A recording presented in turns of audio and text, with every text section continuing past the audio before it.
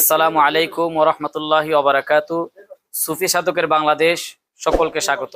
আজকে আপনাদেরকে পরিচয় করে দিব যাকে এই দরবারে চাঁদপুরি সাহেব জানাকে সবাই পাগলা বাবা হিসাবে জানে।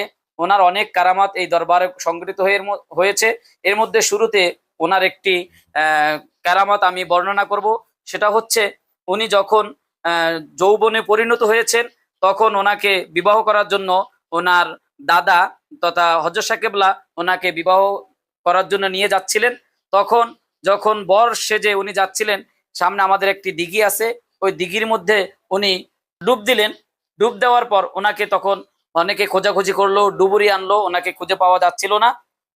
তৎকালীন সময় 3 দিন পরে উনি যে হুবহুব যেভাবে বর সেজে উনি ওই দিঘির মধ্যে ডুব দিয়েছিলেন, সেই দিঘির থেকে 3 দিন পরে উনি একই রকমের উঠে এসেছেন।